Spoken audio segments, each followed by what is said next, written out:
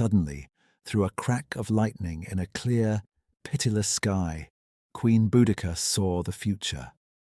Her own body, veins pulsing with a slow, acting venom, collapsing over a sea of 80,000 butchered warriors whose eyes still burned with an unquenchable hatred for Rome. The vision struck like a spear through the chest, a jagged flash of prophecy that left the metallic taste of terror on her tongue. She jolted awake in the stifling heat of her hut, where the air was no longer fresh with the scent of the Iceni forests, but thick with the rancid, oily stench of charred flesh drifting from the nearby Roman pyres. The nightmare of the waking world was worse than the shadows of sleep. Beside her lay her daughters, their bodies shattered and haunted, their faces pale masks of trauma that no herbal poultice could ever heal. Every breath they took was a ragged reminder of the Roman lash and the systematic cruelty of an empire that mistook silence for submission. But the silence was over. In the year 60 of the Common Era, the wind across Britain had changed, carrying not the scent of rain, but the iron tang of impending slaughter.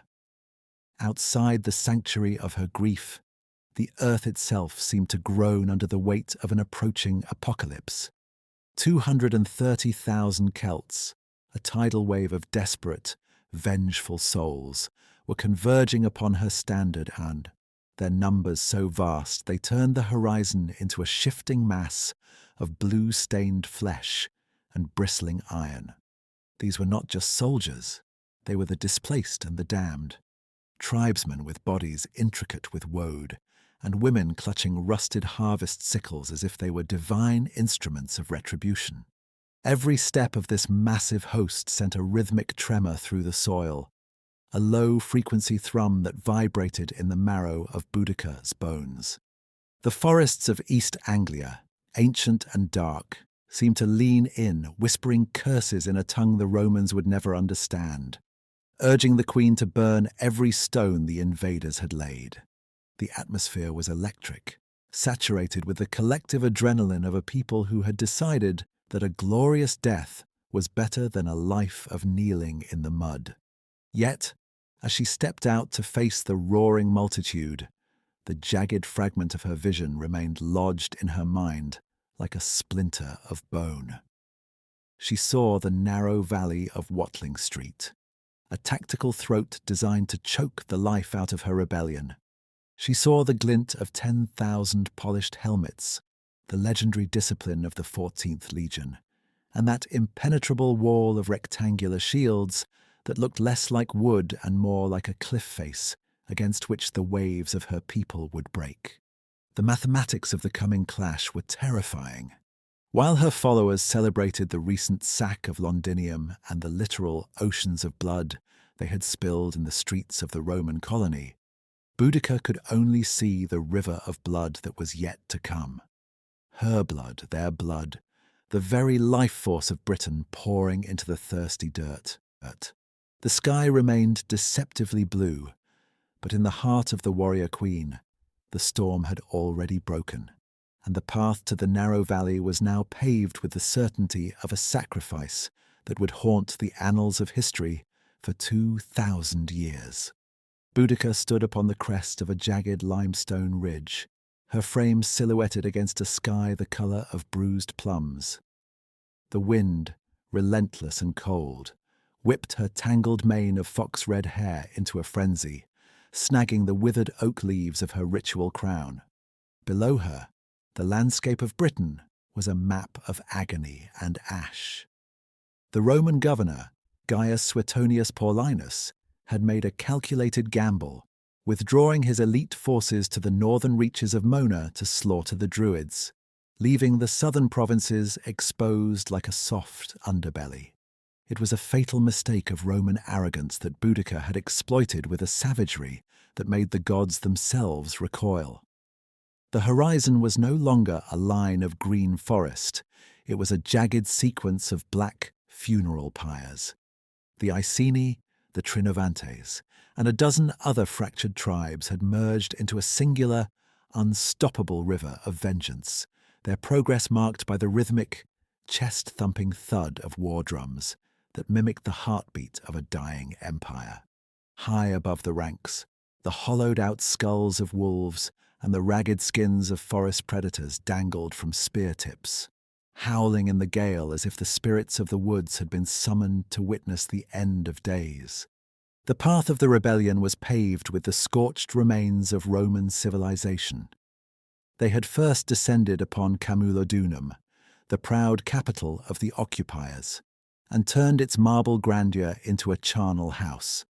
The great temple of Claudius, once a symbol of eternal Roman dominion, had become a massive oven where 800 veteran soldiers and their families barricaded themselves in a final, frantic prayer for salvation that never came. For 2 days, the rebels fed the fires until the stone cracked, and the screams from within turned to a haunting, rhythmic whistling of escaping steam. When the doors finally buckled, nothing remained but calcified bone and molten bronze. This was not mere warfare. It was an exorcism.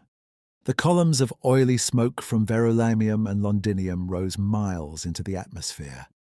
Black plumes that could be seen from the coast, signalling to the passing merchant ships that the province of Britannia was being scrubbed clean of the Mediterranean stain. In those cities, the massacre had been surgical in its brutality. Anyone who wore the toga, anyone who spoke the tongue of the Tiber, or anyone who smelled of Roman bathhouses was cut down without mercy, their bodies left to choke the wells and provide a feast for the crows. Boudicca felt the terrifying, intoxicating weight of her numbers. 230,000 souls now followed her chariot, a mass of humanity so vast that the sheer friction of their movement generated a heat that could be felt from the hilltop. It was an ocean of blue-painted flesh, a forest of iron-tipped ash spears, and a choir of 250,000 voices screaming for the head of Suetonius. In the logic of the ancient world, mathematics was the only god that mattered. 230,000 against 10,000. It was an equation of total annihilation. She saw her people not as an army, but as a herd of primeval bulls capable of trampling the Roman wolf into the bloody mire of the Thames. The momentum was so absolute, the victories so total, that many of her chieftains already spoke of the Romans fleeing back across the sea in terror. They laughed as they sharpened their blades on the gravestones of Roman officials, convinced that the iron grip of the Caesar had finally been shattered by the raw, untamed power of the tribes. But deep within the marrow of her bones, where the memory of her prophetic vision lay coiled like a viper, a cold, sickening doubt continued to smoulder. The shocking clarity of that dream, the narrow, suffocating valley and the wall of interlocking shields, refused to be silenced by the cheers of her warriors. She looked down at her hands, scarred and calloused from the reins of her war chariot, and gripped her fists until the knuckles turned white. She remembered the systematic, cold-blooded efficiency she had seen in the eyes of the legionaries during her own public scourging. She knew that the Roman war machine did not panic, even when the world was burning around it. Suetonius Paulinus was not a man to be chased. He was a hunter who led his prey into the dark. Shaking off the chill of the omen, she spat into the dust and swore a blood oath to the spirits of her ancestors.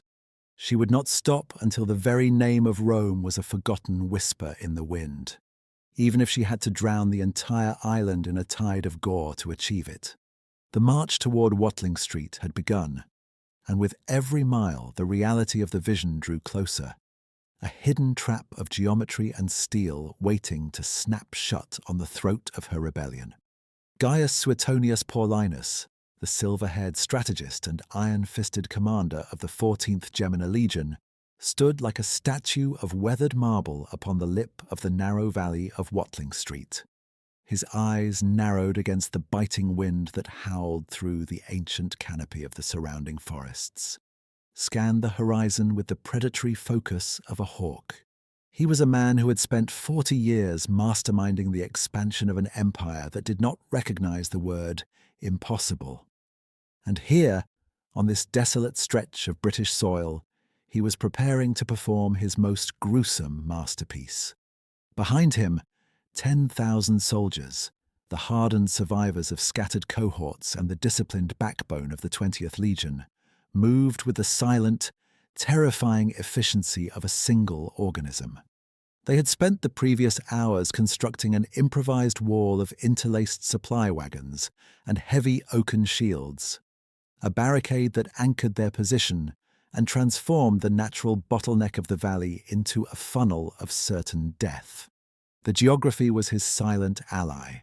The dense, impenetrable woodlands on either flank acted as invisible stone walls, stripping the enemy of their ability to flank or surround his vastly outnumbered force. The scouts had returned just as the sun reached its zenith, their faces pale and their horses lathered in a frantic lather of white foam.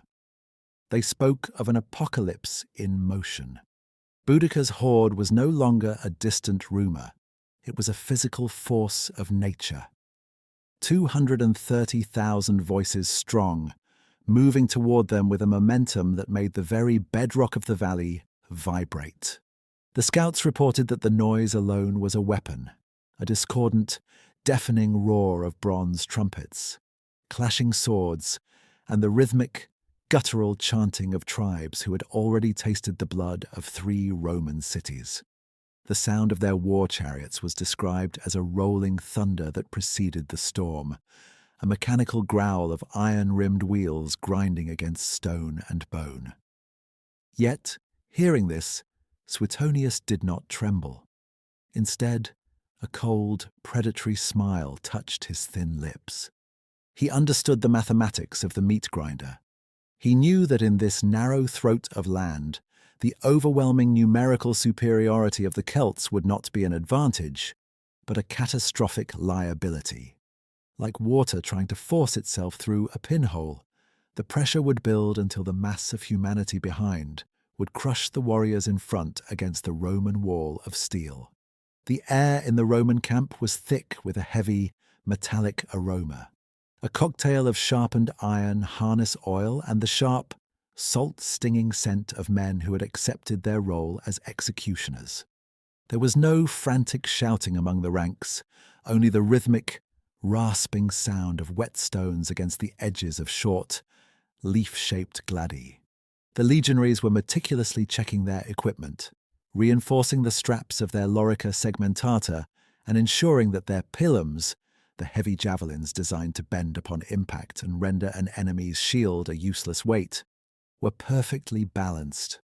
They were the finest military machine the world had ever produced, conditioned to find peace in the center of a slaughterhouse.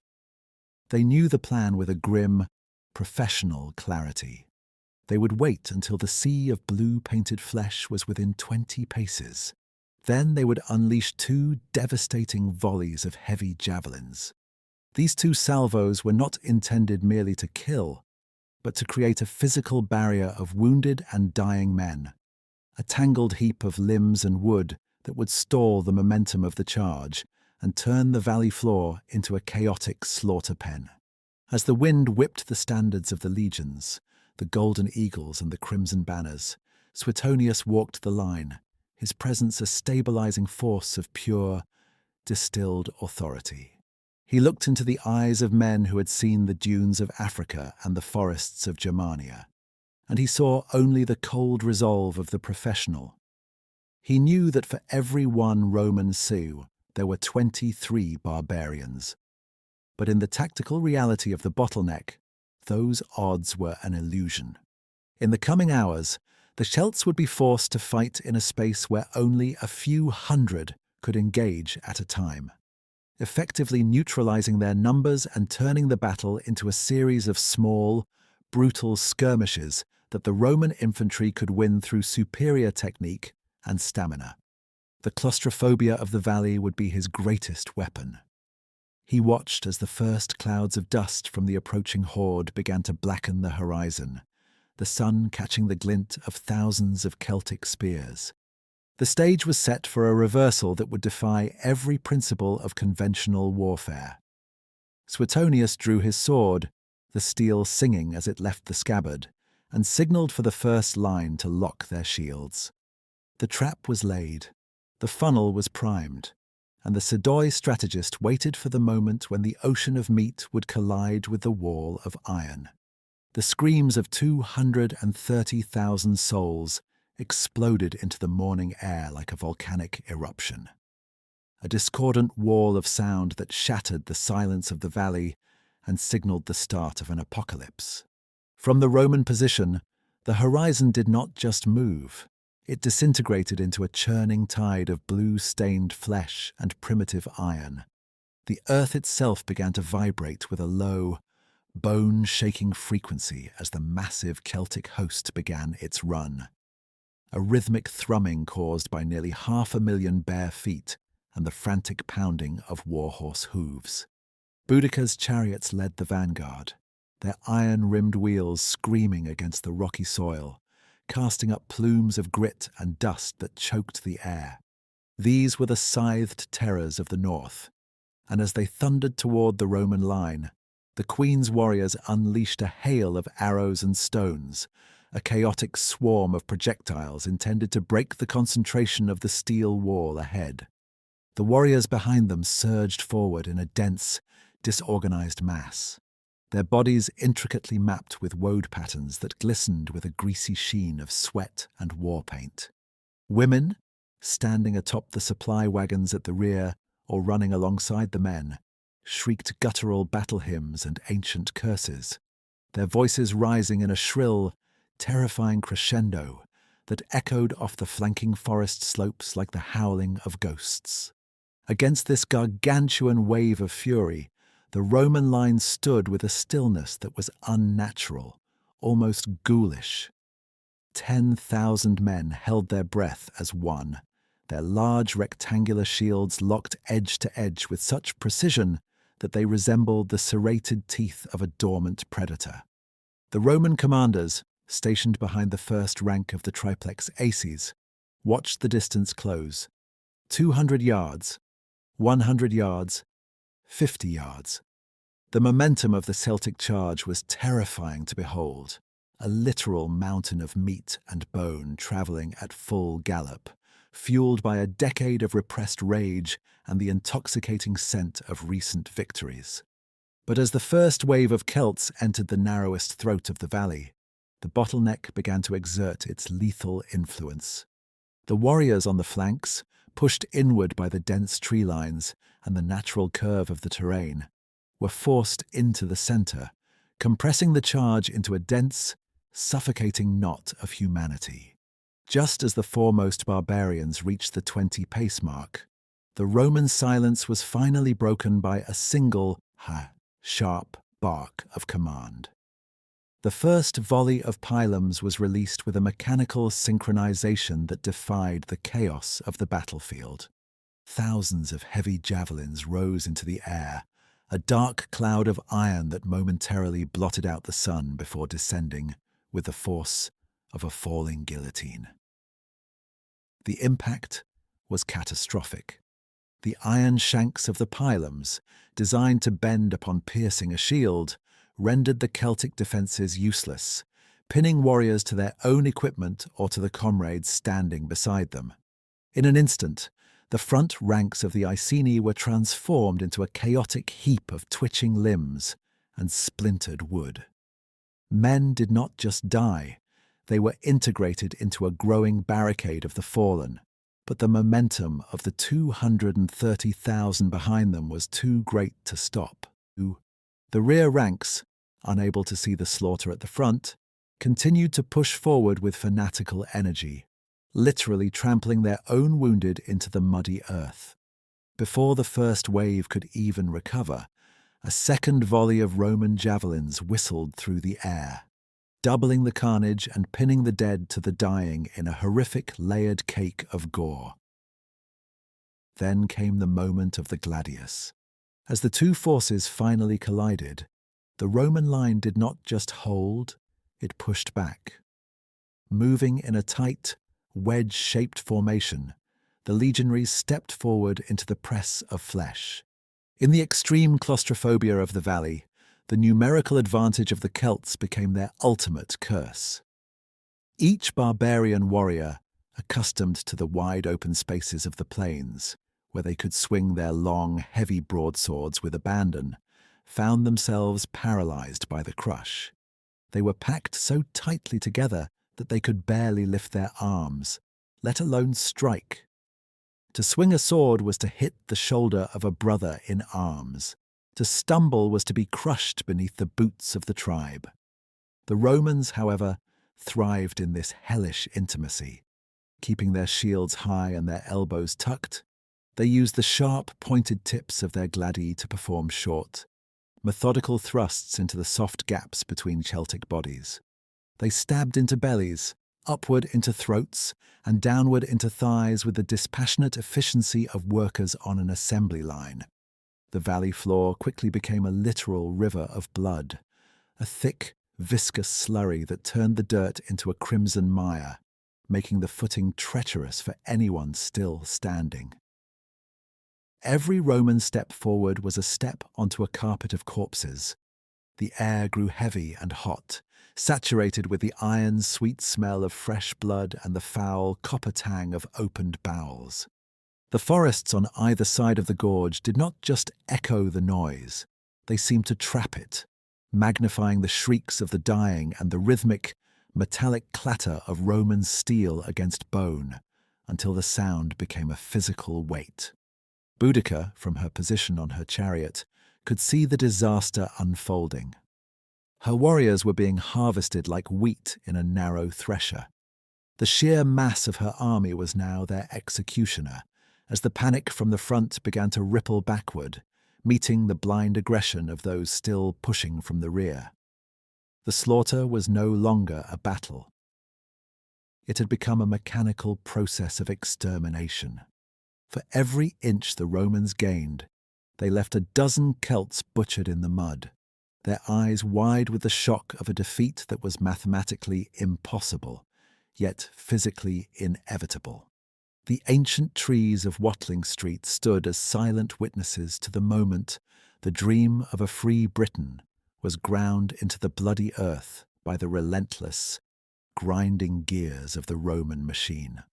Boudicca drove her war chariot through the swirling vortex of ash and iron, her hands raw and bleeding from the reins, as she witnessed the unthinkable annihilation of her world.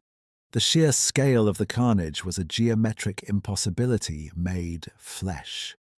Where there had once been an ocean of 230,000 vibrant, shouting warriors, there was now a stagnant, steaming mire of death.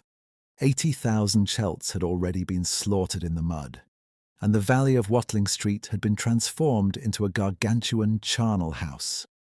It was no longer a battlefield, it was a mechanical meat grinder. The corpses were stacked so high in the narrow gorge that they formed physical walls of cooling meat, and the air was so thick with the copper stench of opened bowels and the sweet, sickly aroma of fresh blood that the horses began to choke on the very atmosphere. Warriors, mothers who had come to witness a triumph, and children who had been promised a new world were all pulverized into a singular, indistinguishable mash of viscera and bone. The Roman legionaries moved with the terrifying, rhythmic precision of a harvesting machine, their segmented armor shimmering with a wet, crimson gloss under the dying sun, their shields rising and falling like the breathing of a singular, iron-scaled beast that knew no fatigue and felt no mercy. The queen leaped from her chariot as the axle snapped against a pile of the fallen, her boots sinking deep into a sludge that was more liquid than earth. The silence of the Roman advance was more deafening than the screams of her people. It was the sound of an empire's cold, calculating logic erasing a culture from the face of the earth. Through her stood alone in a circle of the dead, the weight of the 80,000 souls she had led to this slaughter, pressing down on her shoulders like a mountain of lead. Her red hair, once a banner of defiance, was now matted with the grey ash of burned supply wagons and the black soot of a dying rebellion. She reached into the folds of her blood-soaked tunic and pulled forth a small, ornate vial, the glass cool against her trembling palm. This was the final gift of the Druids, a concentrated essence of hemlock and nightshade that promised the only freedom Rome could not take away. She uncorked the vial, the bitter herbal scent momentarily cutting through the overpowering stench of the massacre. With a steady hand, she poured the dark liquid into her throat, feeling the immediate, searing heat as the poison began to race through her veins like liquid fire. It was a burning that felt like justice, a physical manifestation of the rage that had consumed her since the day the Romans had first laid their whips across her back. As the poison began its slow, agonizing work, the world around her started to fracture and fade. The horizon blurred into a chaotic tapestry of orange flames and deep, bruising purples. The smoke from the thousands of burning bodies began to settle low across the valley floor. A thick, white shroud that veiled the mounds of the butchered and muffled the final, wet gasps of the dying. The Romans did not stop to celebrate, they did not break formation to loot.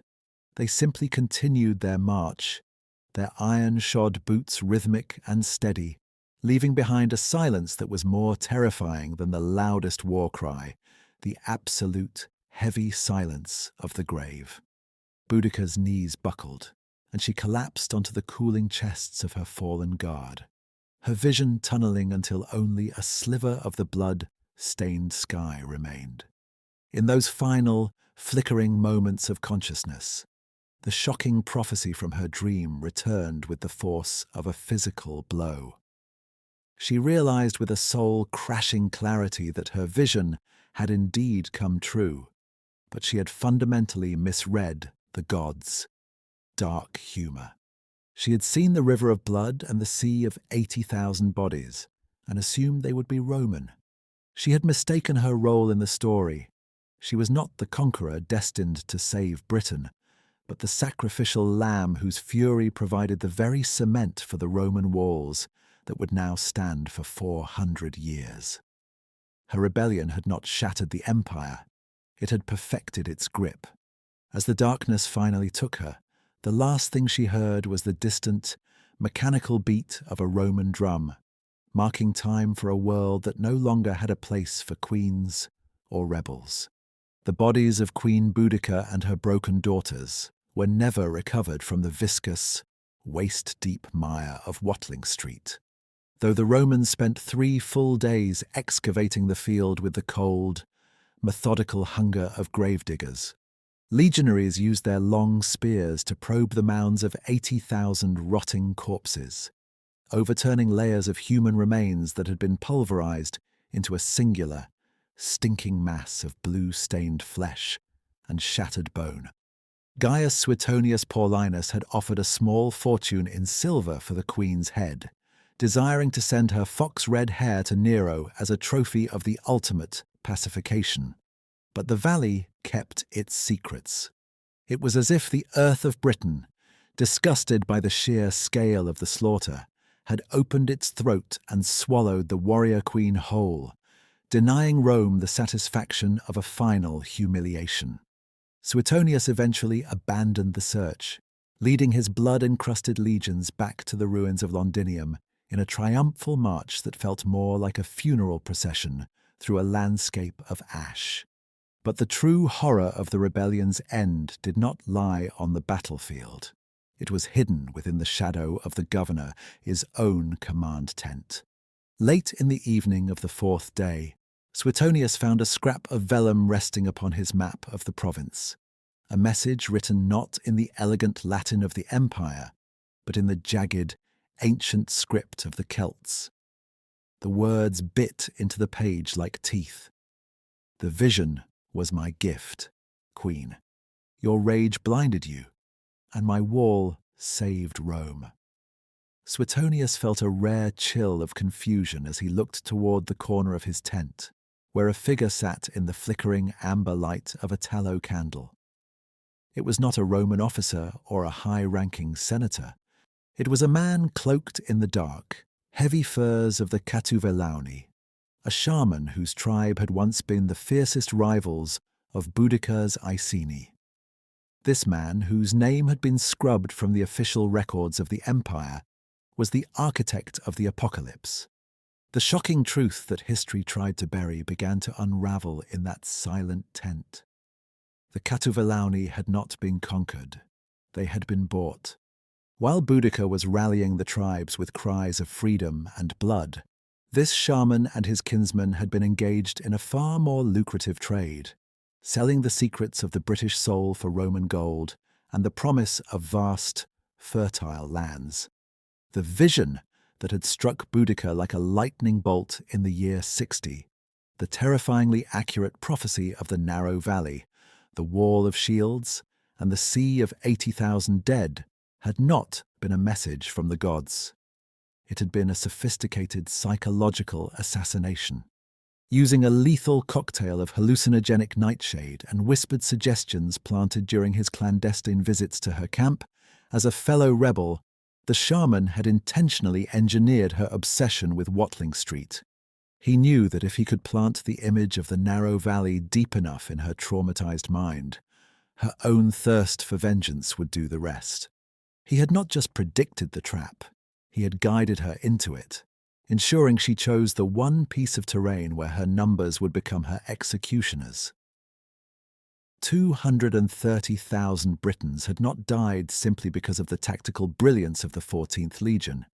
They had perished because of an internal Celtic hatred that burned hotter than any Roman fire.